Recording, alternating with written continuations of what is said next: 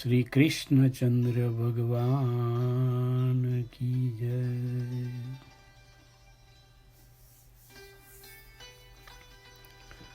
આ પૂર્વે આ જ ચેનલ ઉપર શ્રીમદ ભાગવત દસમ સ્કંદ અને શ્રીમદ ભાગવત એકાદશ સ્કંદની કથાનું રસપાન કર્યા બાદ હવે શ્રીમદ ભાગવતના દ્વાદશ સ્કંદની કથાનું રસપાન સંક્ષિપ્તમાં કરીશું.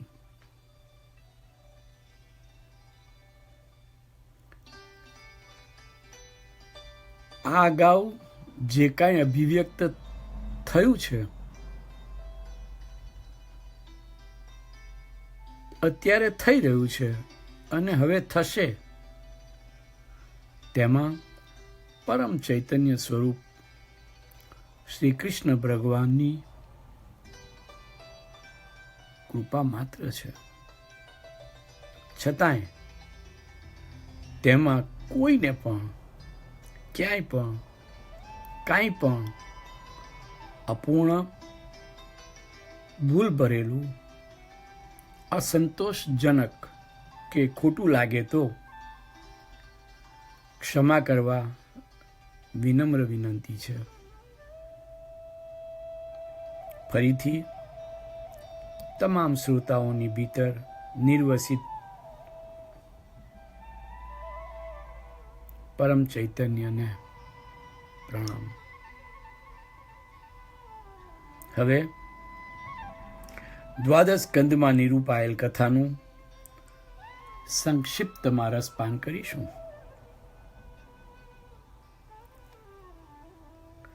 એકાદશ સ્કંદમાં સુખદેવજી મહારાજે રાજા પરીક્ષિતજીને જ્ઞાનની અદ્ભુત ગંગામાં રસ તરબોળ કરી દીધા.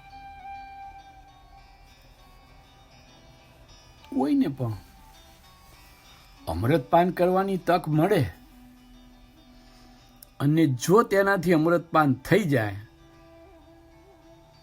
તો ત્યાર પછી તે જીવે કશું જ પીવા જેવું કે પામવા જેવું રહેતું નથી. જ્ઞાન પણ અમૃત જ છે ને. જે જ્ઞાનામૃતનું પાન કરે તેને કશું જ પ્રાપ્ત કરવાનું, જાણવાનું રહેતું જ નથી. ભગવાન શ્રી કૃષ્ણજીએ ઉદ્ધવજીને 11મા સ્કંદમાં પરમ જ્ઞાન પ્રદાન કર્યા પછી કહ્યું હતું કે હે ઉદ્ધવજી, આ જ્ઞાનામૃતનું પાન કર્યા પછી હવે આપને કાંઈ જ પ્રાપ્ત કરવાનું બાકી રહેતું નથી. અહીં સુખદેવજી મહારાજ પણ પરીક્ષિત રાજાને આ જ વાત કરે છે. છતાંય પરીક્ષિત રાજા તો સુખદેવજીને પ્રશ્ન કરે છે કે હે શુકાચાર્ય, યદુવંશના અલંકાર સ્વરૂપ ભગવાન શ્રી કૃષ્ણ વૈકુંઠ લોકમાં પધાર્યા પછી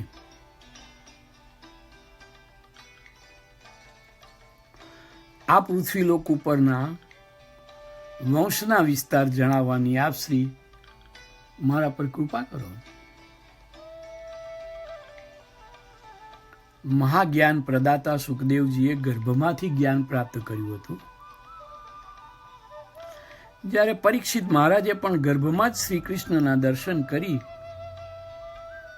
કૃષ્ણાશ્રય પ્રાપ્ત કરી કૃષ્ણ કૃપા બળે જ અસ્વસ્થામાના બ્રહ્માસ્ત્રથી રક્ષણ પ્રાપ્ત કર્યું હતું. આમ સુખદેવજી યોગ્ય વક્તા છે તો રાજા પરીક્ષિતજી પણ યોગ્ય શ્રોતા છે. આમ શ્રોતા અને વક્તા બંનેની કક્ષા અત્યંત ઉચ્ચ છે. છતાં પણ જીવ જ્યારે મુક્ત થવાની દશામાં હોય ત્યારે પૂર્વ સંસ્કારોના આધારના બળે કેટલાક પ્રશ્નો તો ઉદ્ભવતા જ હોય છે. બસ તેવો જ આ પ્રશ્ન પરીક્ષિત રાજાજીના મનમાં સ્ફવ્યો. એટલે પરમહંસ સ્વરૂપ સુખદેવજી પરીક્ષિત રાજાના આવા પ્રશ્નોનું સમાધાન કરતા ટૂંકમાં કહે છે કે હે રાજન, કુરુ રાજાની 6ઠ્ઠી પેઢીની પછીની પેઢીએ બૃહદ્રથ રાજા થયા. બૃહદ્રથ રાજાના પુત્ર જરાસંધ થયા. જરાસંધના વંશમાં પુરંજય થશે. પુરંજનનો મંત્રી સુનક પુરંજન રાજાને મારીને પોતાના પુત્ર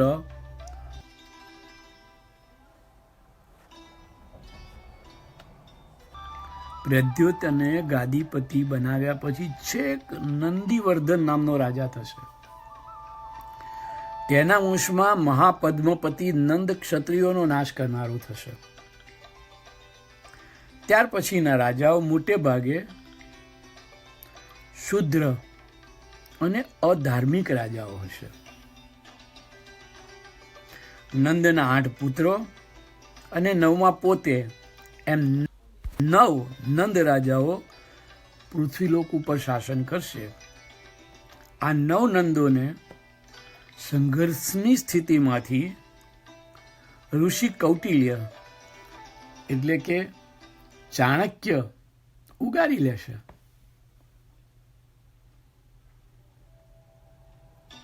નંદ શાસનનો અસ્ત થતા મૌર્ય વંશનો પ્રારંભ થશે. ત્યારબાદ મૌર્ય વંશ પછી શૃંગ વંશ ચાલશે. શૃંગ વંશનો 10મો અને છેલ્લો રાજા દેવભૂતિ હશે. તે વિષય લંપટ હોવાને લીધે તેનો મંત્રી વસુદેવ તેને મારીને ગાદીપતિ બનશે. તે કણવા વંશનો હશે. કણવા વંશના છેલ્લા રાજા શર્માને મારીને તેનો સેવક તે રાજ્ય છીનવી લેશે અને તે બળવાન પણ દુષ્ટ નીવડશે. તેનું નામ વૃષલ હશે. તેના પછી 65 રાજાઓ રાજ્ય કરશે.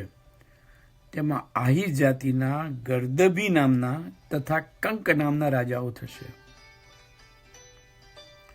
ત્યારબાદ યવન વંશ અને આગળ જતા મૌન વંશના 11 રાજાઓ ગાદીપતિ બનશે. આ રીતે વર્ણન કરતા કરતા સુખદેવજી કહે છે, હે રાજન, મગધ દેશના મગધ નામના રાજાના વંશમાં પુરંજય નામે પ્રસિદ્ધ રાજા થશે. પરંતુ તે એવો રાજા હશે કે બ્રાહ્મણ, ક્ષત્રિય, વૈશ્ય અને શૂદ્ર નામના 4 વર્ણોના નામ બદલી નાખશે. તથા આગળ જતા રાજાઓ પણ નિમ્ન વૃત્તિવાળા અને માત્ર નામના જ રાજાઓ હશે. આવા રાજાઓ કુમાર્ગે ચાલવાવાળા, અધર્મ વૃત્તિના કર્વ ઉઘરાવવાવાળા, અસત્ય વાણી ઉચ્ચારવાવાળા તથા બાળકો, સ્ત્રીઓ અને બ્રાહ્મણોના હત્યારા થશે. આ સમયથી ગર્ભાધાન સંસ્કારો પણ નાશ પામશે. રાજાઓ રજોગુણી અને તમોગુણી હશે. તેઓ રાજા હોવા છતાં પણ ધનના લાલચુ હોવાથી લૂંટારુઓની કક્ષાના કાર્યો કરશે. ત્રાહિમામ પોકારેલી પ્રજા પણ તેમના જેવી જ હશે. એટલે ધીરે ધીરે સર્વનાશ થશે. અને જે પ્રજા બચશે તે આચાર વિહોણી હશે.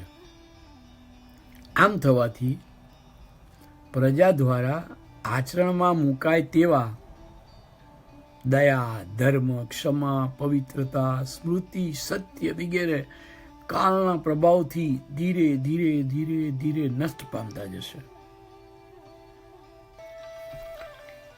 કળિયુગમાં ઘણા બધા મનુષ્યોને સામાજિક અને ઐતિહાસિક બાબતોમાં સવિશેષ રસ રહેતો હોય છે. આવો ઇતિહાસ ઘણો વિસ્તૃત પણ હોય, પરંતુ અત્રે તેનો ઉલ્લેખ અતિ સંક્ષિપ્તમાં જ કર્યો છે. આમ ઘટનાક્રમની વાત સુખદેવજી દ્વારા જ પરીક્ષિતને કહેવાઈ હોય અથવા તો સમય અનુસાર શ્રીમદ ભાગવતમાં અન્ય દ્વારા ગોઠવાઈ પણ ગઈ હોય તેવા મતમતાંતરો પણ હોઈ શકે, પરંતુ એટલું સ્પષ્ટ કહી શકાય કે ભગવાન શ્રી કૃષ્ણ વૈકુંઠમાં ગયા ત્યારબાદ કલીએ પોતાનું પોત પ્રકાશવા માંડ્યું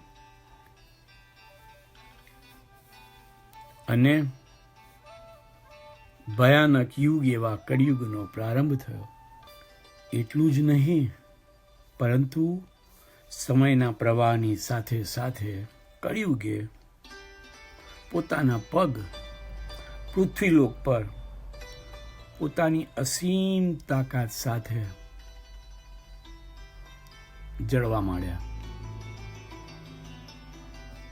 કૃષ્ણ વંદે જગદ્ગુરુ, કૃષ્ણ વંદે જગદ્ગુરુ,